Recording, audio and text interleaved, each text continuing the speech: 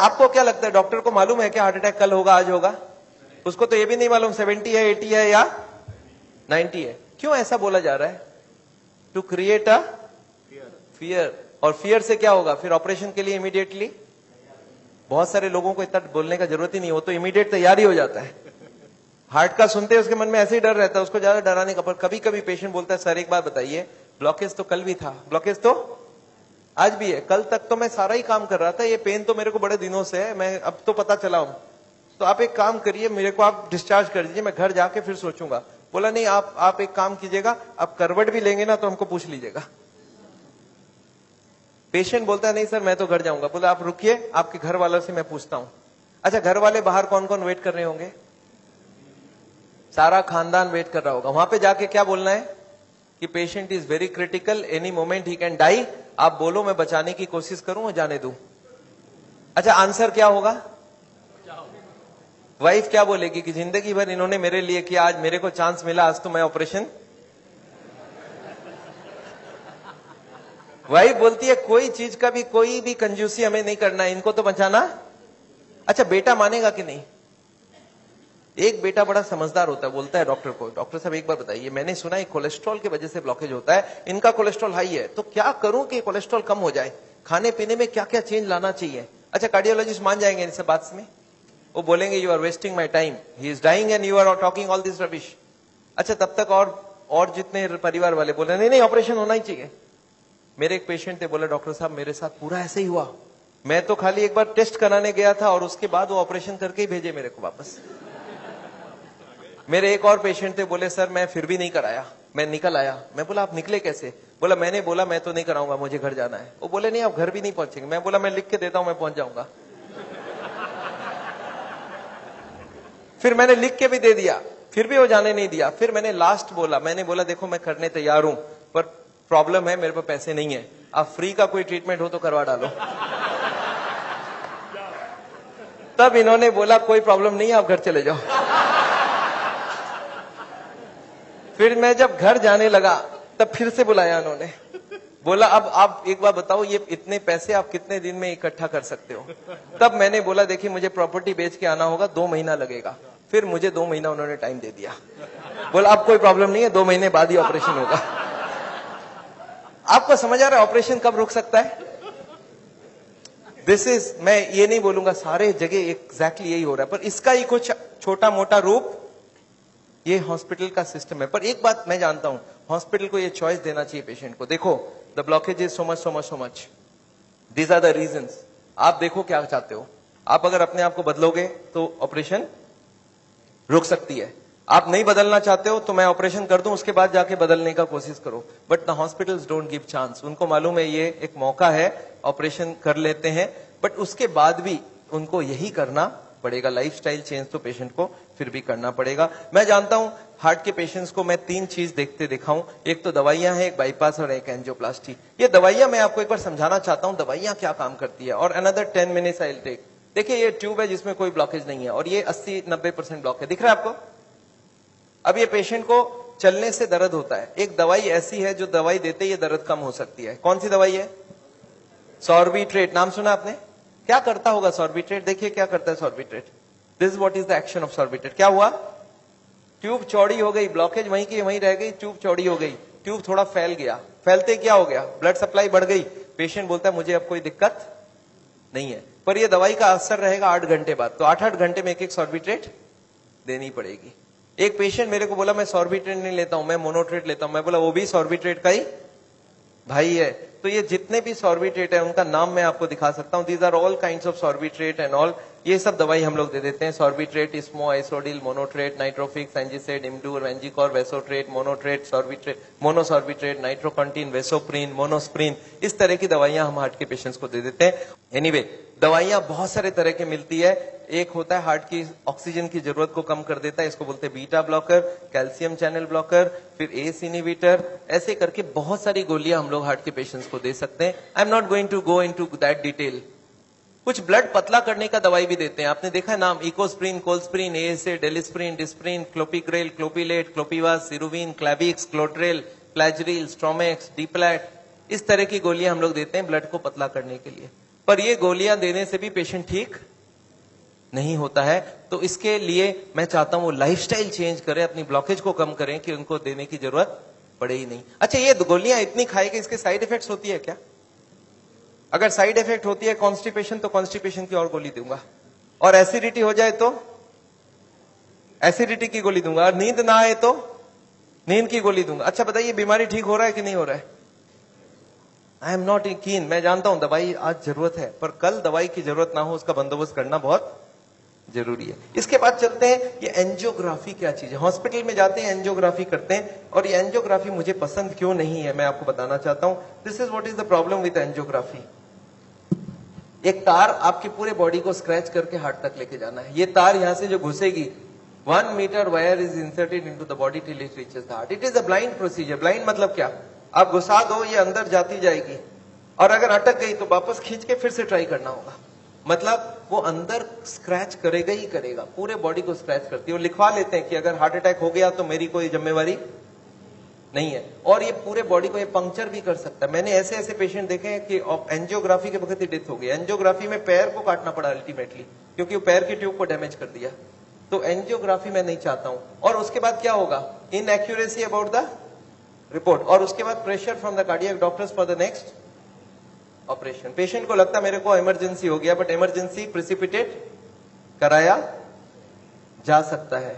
Anyway, ये angioplasty जो है, ये दो ऑपरेशन, दो चीज वो लोग करते हैं, एक एंजियोप्लास्टी, एक बाईपास सर्जरी। मैं एंजियोप्लास्टी 2 मिनट आपको समझाना चाहता हूं। What is this angioplasty? एक स्टेंट लगाते हैं, सुना आपने नाम? एक रिंग लगा देते हैं हार्ट में। What is this? Let me explain what is this. पिछले 20 साल में ये जो एंजियोप्लास्टी है, ये बार बार फेल किया और बार बार इसको सक्सेस बताया गया है। पहले आई थी बैलूनिंग, बैलून एंजियोप्लास्टी। उसके बाद बहुत सारे तरह के एंजियोप्लास्टी आई, ऑर्डिनरी स्टेंट आई, फिर गोल्ड स्टेंट आई, फिर रोटा ब्लेडर आया, रेडियो एक्टिव स्टेंट आई, लेजर एंजियोप्लास्टी आई, आजकल चल रहा है drug coated stent.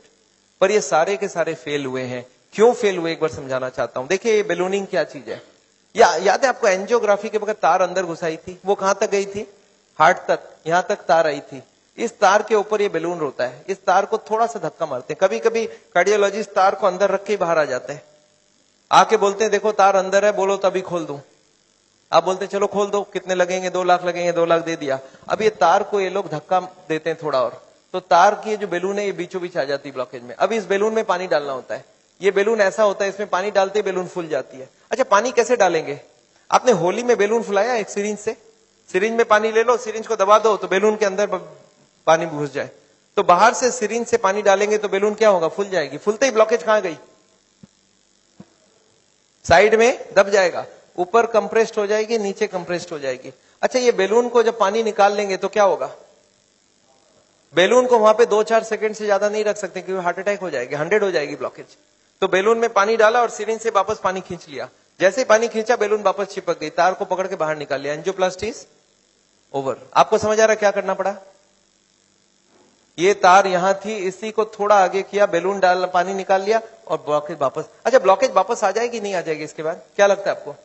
This is elastic. Elastic समझते हैं आप? ये लोहा या पत्थर नहीं, इलास्टिक है। और जैसे ही बैलून निकाल लिया, ब्लॉकेज वापस आने लग गई। थोड़े साल बाद यही कार्डियोलॉजिस्ट मान गए बैलूनिंग काम की नहीं है। पहले क्लेम किया था बैलूनिंग एक बार कराओगे जिंदगी भर चलेगी, फिर मान गए काम की नहीं है। फिर क्या हो गया?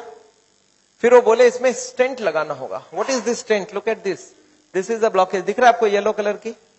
और इसके अंदर एक बैलून डाल दिया। आपको दिख रहा है ब्लैक कलर का बैलून? बैलून में पानी डाला तो ब्लॉकेज कहां चलेगी? साइड में आ गई। जब बैलून निकाल लेंगे तो ब्लॉकेज वापस आएगी। तो यहाँ पे एक स्प्रिंग लगा देते हैं। ये स्प्रिंग क्या काम करेगा?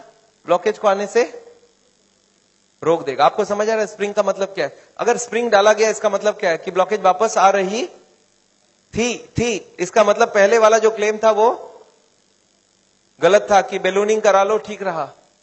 इसके बाद ये जो स्टेंट लगी, स्टेंट का एक मेजर प्रॉब्लम है कि इसके अंदर से ब्लड जाएगी, और फॉरेन बॉडी के अंदर ब्लॉकेज बहुत जल्दी होती है। ये देखा गया है स्टेंट में 6 महीना 1 साल में सारे ब्लॉक आ जाती वापस। और ये जब वापस आने लगी तब इन्होंने थोड़े दिन तक तो बोला नहीं आती है। थोड़े दिन बाद इन्होंने बोला कि नहीं, ये स्टेंट तो खराब होगी, क्योंकि ये ऑर्डिनरी स्टेंट है, इसमें एक मेडिकेटेड स्टेंट देना होगा। वो दवाई में डाल के स्प्रिंग को निकाल लेंगे, अब बहुत बढ़िया हो जाएगा।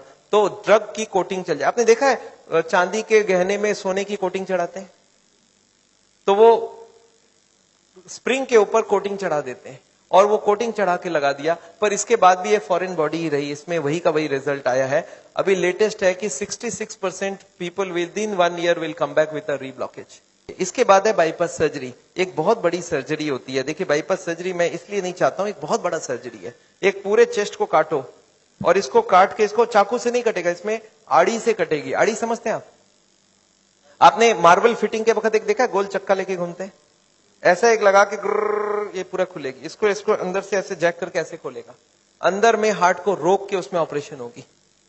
और हार्ट को रोकेंगे तो एक मशीन से पूरे बॉडी को ब्लड जाएगा, इसको बोलते हैं हार्ट लंग मशीन। उसमें कुछ ब्लड डाल के उससे चलाना होगा। And during this time the operation has to take place, but this operation is very complicated. Luck अच्छा हो तब ठीक है, नहीं तो कुछ ना कुछ कॉम्प्लिकेशंस रहती है, बहुत सारे लोगों की जान भी जाती है। पर ऑपरेशन के बाद क्या होगा, ये देखिए ऑपरेशन के बाद क्या होगा।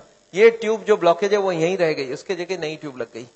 तो ये ब्लॉकेज के जगह नई ट्यूब लग गई तो क्या हो गया, बाईपास हो गया। पर ये नई ट्यूब में फिर कभी ब्लॉकेज आएगा कि नहीं, आपको क्या लगता है? ये नई ट्यूब में फिर से ब्लॉकेज आती है। अच्छा अब तो 40 साल बाद ही आएगी ना, पिछले बार कितने साल लगी थी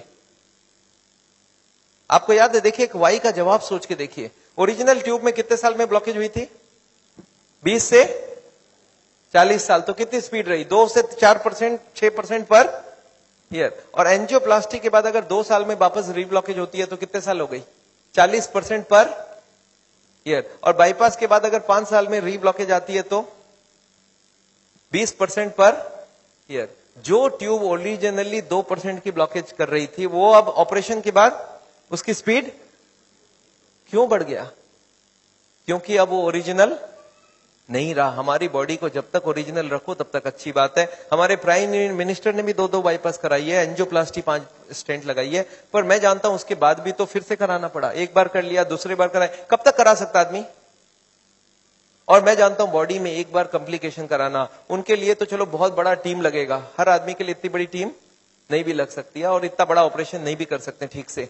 पर मैं जानता हूं अगर ऑपरेशन बिना ही हमारी काम बन जाए, अगर हम लाइफस्टाइल को ही चेंज करके कर सकते हैं तो हम ऑपरेशन क्यों करवाएं? And this is what is the contention. Nevertheless मैं हार्ट के पेशेंट को एक ही चीज समझाता हूं कि ब्लॉकेज अगर रिवर्स करना है तो उसके लिए थोड़ा आपको एक्यूरेसी करना होगा। What is this accuracy? You understand?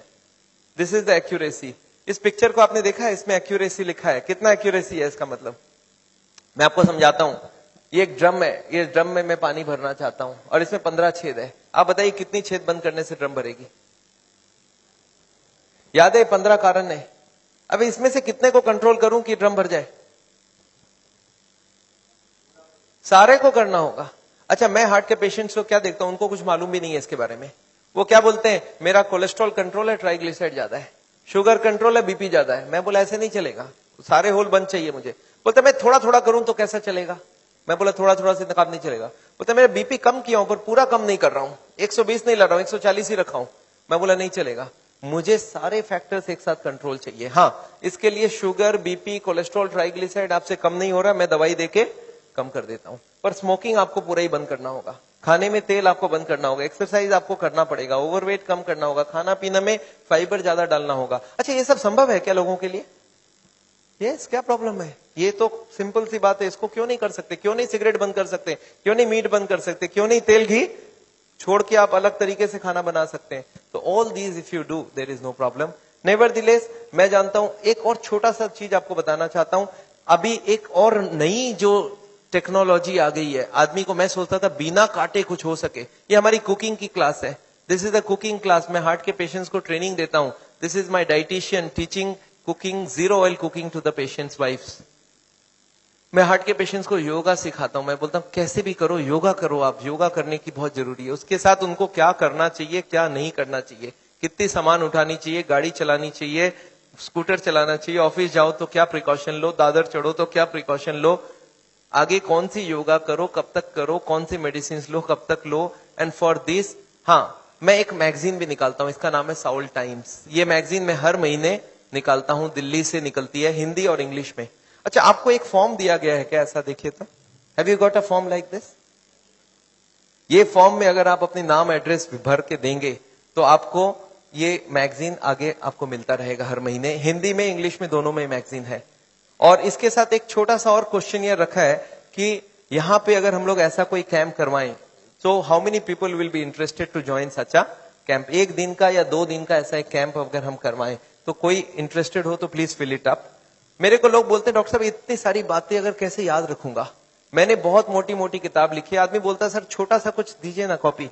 तो मैंने एक ऐसी किताब बनाई है जिसका नाम है पॉकेट गाइड.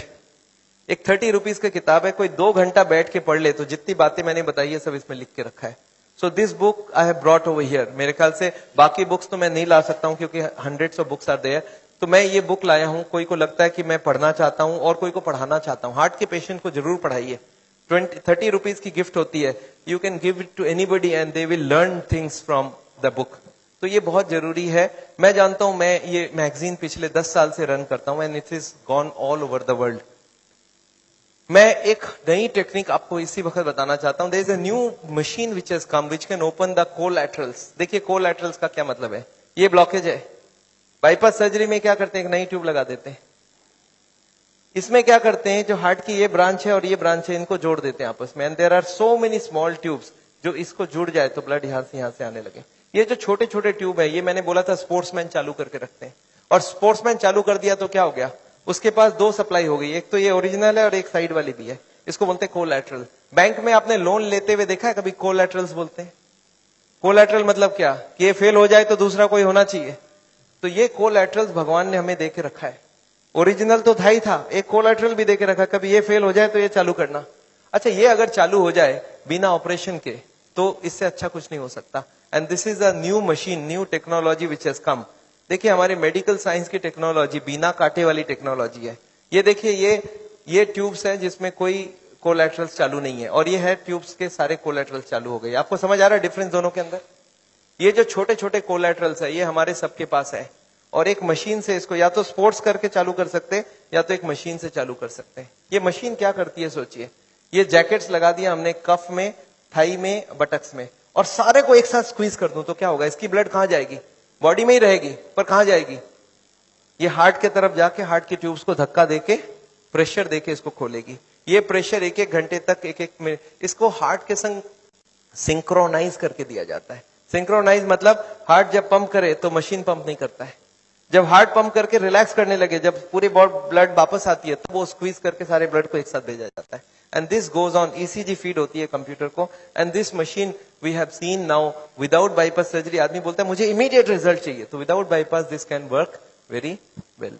तो इसको हम लोग बोलते हैं नेचुरल बाईपास. नेचुरल बाईपास समझ रहे हैं, भगवान ने ऑलरेडी नेचुरल बाईपास हमें दे के रखी है. स्पोर्ट्समैन चालू करके रखा है. तो आप हार्ट के पेशेंट हो, आप चालू करो, आपके पास कोलैटरल आ गई तो ओरिजिनल नहीं भी होगा तो भी काम चल जाएगी. और एक मैं जैसे ही एक और ट्रीटमेंट आई है जिसको हम लोग बोलते हैं बायोकेमिकल क्लीनिंग. ये अभी बहुत अच्छी रिजल्ट आ सकती है. कुछ केमिकल अंदर डाल के ब्लड में उसको अंदर से गला लिया जाए. जैसे किचन में आपने सुना नाली जाम हो जाए तो क्या करते हैं हम लोग, कुछ केमिकल डालते हैं अंदर से. तो ये केमिकल की भी ट्रीटमेंट आजकल चल रही है. बट अभी भी इसका रिजल्ट हर आदमी में सेम नहीं आता है. But result are still there. बहुत सारे ऐसे पेशेंट है जो 30-40% तक ब्लॉकेज इससे कम हो सकती है. नेवरदिलेस मैं समझता हूं मैंने बहुत सारा लेक्चर आपको दे दिया है. कोई ने मेरे को बोला था एक बार कि डॉक्टर साहब कभी भी किसी को आधे घंटे से ज्यादा लेक्चर मत दिया कीजिए. मैंने बोला क्यों, बोला आपने स्कूल, उसके बाद दिमाग काम नहीं करता है. मैंने बोला क्यों ऐसा बोल रहे हैं, बोलते आपने स्कूल कॉलेज में देखा है कभी भी पीरियड्स 40 मिनट से ज्यादा नहीं रखते हैं. उसमें 5 मिनट आने जाने का वेस्टेज गिन लो, आधे घंटे ही चलेगा दिमाग. मैं बोला पर मैंने देखा आप टीवी देखते हो तो 2-3 घंटा देखते हो एक साथ. बोलते नहीं वो इंटरेस्टिंग हो तो देखते हैं. तो मैं जानता हूं आप हमारे साथ बैठे हैं 2 घंटे के लिए और आपको जरूर इंटरेस्टिंग लगा होगा. मैं फिर से धन्यवाद देना चाहता हूं ये हॉल को अरेंज जिन लोग ने किया उनको, श्री माफत लाल जी को जिन्होंने आपके लिए ये लेक्चर कराया है. और अगर आपको लेक्चर अच्छा लगा तो उनके लिए फिर से एक बार